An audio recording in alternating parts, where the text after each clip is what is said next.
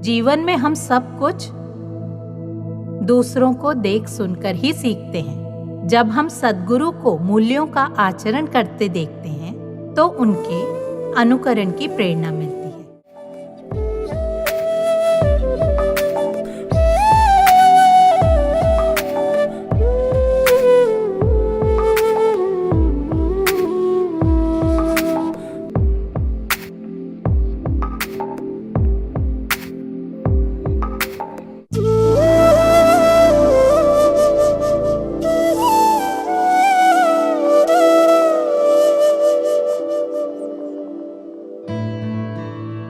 रोटी, कपड़ा और मकान मनुष्य की आवश्यकता है। इनके बिना जीना कठिन है। आवश्यकता शुद्र की होती है, अनंत की नहीं। भूखे पेट होए न भजन गोपाला।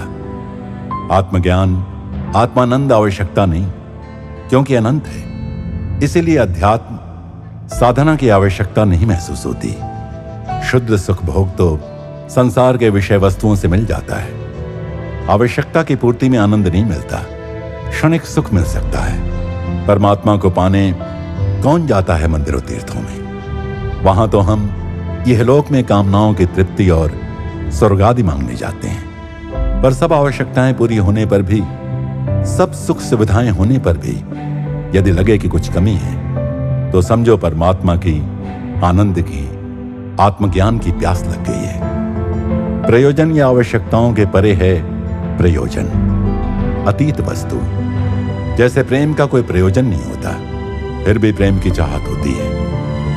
संगीत से कोई आवश्यकता पूरी नहीं होती, लेकिन कोई सूक्ष्म पिपासा है जो संगीत छेड़ने से मिटती है। कलाकार की सूक्ष्म प्यास पेंटिंग बनाकर ही बुझती है। इसी प्रकार आत्मज्ञान से आत्मा परमात्मा के ऐक्य की जो सुगंध स्वाद मिलते हैं, वो आवश्यकता नहीं, आनंद का विषय है। इसीलिए सामान्य नहीं, आवश्यकता और पूर्ति का चक्र है, चलता रहता है। जहां हम में असामान्य की, अद्वितीय की भूख जगी, समझो अपने आनंद स्वरूप को जानने की भूख है। ये भाग्य में, विधि में नहीं लिखी होती। गहन खोज, ध्यान में उतरना होगा, क्योंकि प्रयत्न के बिना घटना घट नहीं सकती। प्रयत्न अथक हो तो कृपावश असंभव संभव हो सकता है।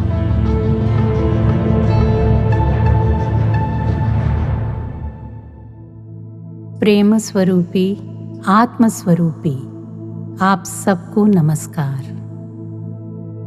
കാലൻ സംസാര ചക്രത്തിൽ കർമ്മപാശം കൊണ്ട് നമ്മളെ കെട്ടിയിടുമ്പോൾ സദ്ഗുരു തന്റെ പ്രേമപാശം കൊണ്ട് നമ്മെ ഈശ്വരനിലേക്ക് വലിച്ചടുപ്പിക്കും. സദ്ഗുരു തന്റെ അവനവനിലുള്ള ബോധമണ്ഡലത്തെ उणर्तिकानुള്ള സാഹചര്യം സൃഷ്ടിക്കും.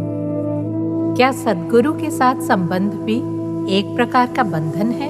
सभी नाम रूपों से परे जाना हो तो निश्चय ही नाम रूप के परे जाना है। जिज्ञासा तो अच्छी है, पर नाम रूप ब्रह्म तत्व से पृथक नहीं, ब्रह्म तत्व नाम रूप से भिन्न नहीं। जैसे मूर्तिकार लकड़ी से गाय, घोड़े, गधे या भैंस की मूर्तियां गढ़ता है, मूर्तियों में भिन्नता होती है, पर ये गधे घोड़े लकड़ी से भिन्न नहीं। तो जो नाम रूप दिखाई देता है वो ब्रह्म तत्व से अभिन्न है। कहा गया अक्षर ब्रह्म है। सब में ब्रह्म का दर्शन करें। इस जगत में कुछ भी सारहीन नहीं, ये सत्य है। तो किसका तिरस्कार करें? कुछ भी ब्रह्म से अलग नहीं, सब ब्रह्म मात्र है। तिरस्कार योग्य कुछ नहीं। सद्गुरु का आश्रय रसोई बनाने हेतु अग्नि के आश्रय समान है। मान लो इडली बनाई, पक कर वो अपने आप बर्तन से अलग हो जाती है, कच्ची चिपकती है, पकने के बाद अलग होती है। तवे पर डोसे का घोल फैलाएं, फिर उस पर तेल डालें तो वो पककर आराम से तवे से उतर जाएगा। वैसे ही सद्गुरु से अनुराग होना बंधनकारी नहीं, ज्ञान का साधन है, या कहो मुक्ति पाने का साधन है। माँ से ताप पाकर चूजा अंडे से बाहर आ जाता है। खोपरा पक जाने पर नारियल के खोल से अलग हो जाता है। मूंगफली को हाथ में ले उसे हिलाकर देखें तो वो बचती है, खोल से चिपकी नहीं रहती। यही जीवन मुक्ति का स्वरूप है। आत्म साक्षात्कार के बाद भी आदर्श लोकाचार के लिए महात्मा श्रेष्ठ कर्म करना जारी रखता है। वट वृक्ष की जड़ों में पानी देने से उसके नीचे लगी पालक को भी पानी मिलता है। वैसे ही ज्ञानी के कर्म दूसरों के लिए भी लाभप्रद हैं। वे श्रेष्ठ मूल्यों का आचरण करेंगे तभी तो दूसरों का भी उत्थान होगा। वे भीतर जागृत होंगे। हेतु है जागृति, तिरस्कार योग्य कुछ भी नहीं। चढ़ने के लिए सीढ़ी आवश्यक है। ऊपर पहुंचकर हमें पता चलता है कि सीढ़ियां और छत के बनाने में एक सा मसाला लगा है, सीमेंट, बजरी, गारा, सरिया इत्यादि। अस्वीकार करने जैसा कुछ नहीं। सृष्टि सृष्टा अलग नहीं। सृष्टि में सृष्टा का दर्शन करके ज्ञानी सर्वत्र ब्रह्म को देखता है। इस अवस्था को पाना है। संगीत सीखना तो पड़ता है।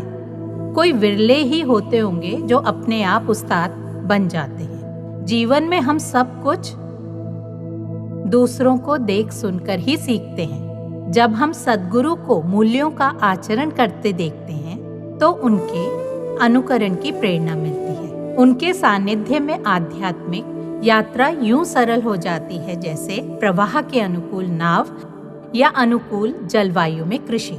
सद्गुरु निस्वार्थता और निर्मल प्रेम की मूरत है। गुरु से संबंध यानी स्वरूप से संबंध दो व्यक्तियों के संबंध जैसा नहीं, विशुद्ध प्रेम की पराकाष्ठा। इसीलिए कोई बंधन नहीं। आत्म साक्षात्कार की ओर ले जाने वाला है ये प्रेम। यमराज के फंदे से हमें बचाने वाली प्रेम रज्जू है ये। जब यम हमें भवसागर के कर्म पाश में फंसाता है तो सद्गुरु हमें अपनी प्रेम रज्जू से ईश्वर की ओर खींचता है। सद्गुरु हमारी जागृति के लिए अनुकूल परिस्थिति का निर्माण करता है। जागृत व्यक्ति के लिए फिर कैसा बंधन? भीड़ में भी अकेला, वास्तव में भी अकेला। अभी हमारा मन एकांत में भी भीड़ में रहता है। सद्गुरु बंधन की स्थिति से मन को आत्मबोध में जागृत करने के लिए परिस्थिति निर्मित करता है।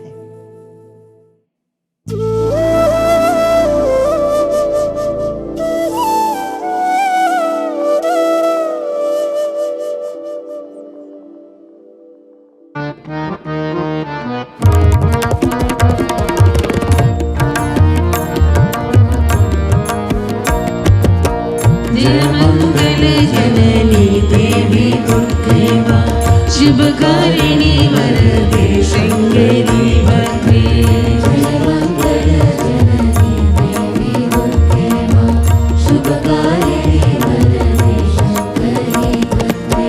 सिंहवाहिनी महिषासुरमर्दिनी